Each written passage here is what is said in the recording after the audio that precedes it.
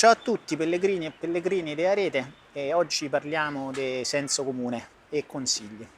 Ok, o più che di senso comune di quello che viene definito buon senso e consigli, ok?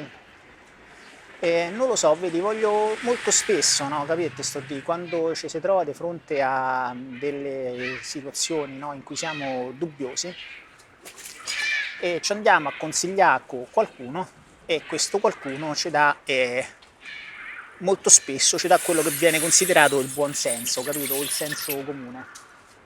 E voglio dire, il senso comune, ok, il buon senso, quello mettila come te pare, si chiama buon senso e senso comune perché comunque è una strada relativamente sicura, ok? Cioè in linea di massima va bene, ok? Però se fosse buonissimo senso, capite? Sto di il buonissimo senso, il super senso, capite? Sto di il super consiglio non si chiamerebbe senso comune, ma si chiamerebbe super consiglio. E che sto di? Mo te spiego meglio di quello che te sto di. Ok, allora fai finta che te ti rompi una gamba, ok? E che fai? Voglio dire, se te c'hai un non vai da un tuo amico e dirgli come mi riparo la gamba, capite? Sto di, tu vai dal dottore, vai da uno specialista, capite? Sto di, perché il dottore ovviamente ha studiato, sa come ripararti la gamba, ok? Sa come rimettertela a posto se te la sei rotta e giustamente non è che accetti consigli su una cosa così importante come una gamba da uno che di medicina non ci capisce niente, ok?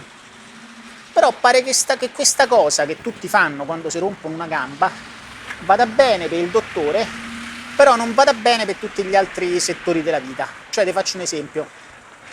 C'hai un problema di un altro tipo, capite sto di, e non vai da uno specialista, chiedi consiglio alla mamma, capite sto di, o chiedi consiglio al tuo migliore amico, che magari di quella cosa che tu gli vorresti chiedere un consiglio, magari manco c'ha esperienza, capite sto di, e ti risponde con quello che è un pizzico di buonsenso. Capite sto di, allora voglio dire, a me sembra delle volte che è come se te c'hai una gamba rotta e vai dal tuo migliore amico e mi dice, vabbè, senti, siccome sei il mio migliore amico, perché non me la metti a posto sta gamba che mi si è rotta? E lui dice, ma sì, dai, l'ho visto fa pure io qualche volta in TV, ci mettiamo due bastoni, una a destra e una a sinistra, ci mettiamo una banda attorno e lì ti passa la paura, tranquillo, tra un po' inizi a camminare, corri, stai una favola, che problema c'è?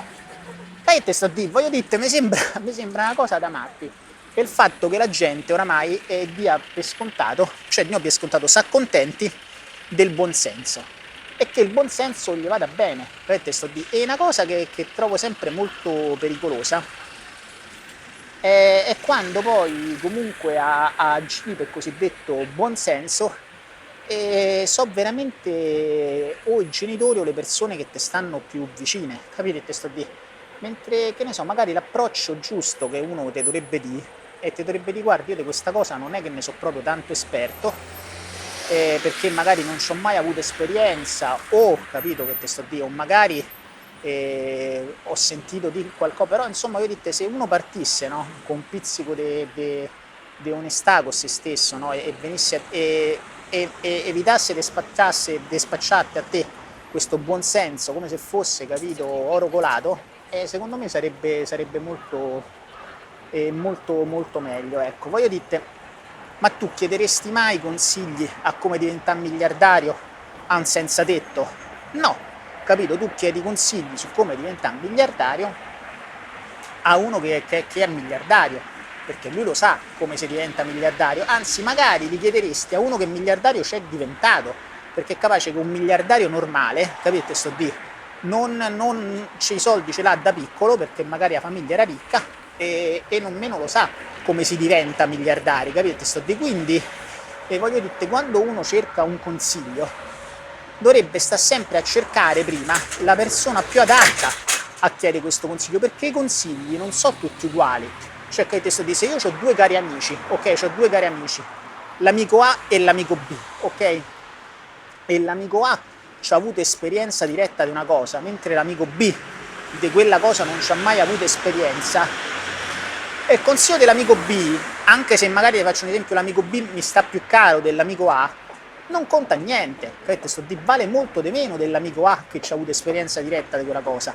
E oltretutto, se l'amico A ci ha avuto soltanto ci ha avuto esperienza diretta, ma è un esperto in quella cosa, voglio dire, io a sto punto chiederei un parere a 20 persone, capite? Sto di che ci hanno avuto quello stesso tipo di problema o che ci hanno avuto quella stessa tipo di situazione e sono in grado quindi di darti un consiglio.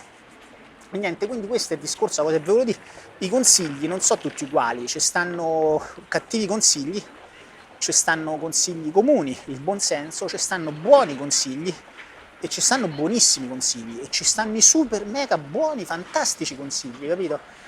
Quindi ecco, insomma, cercate sempre di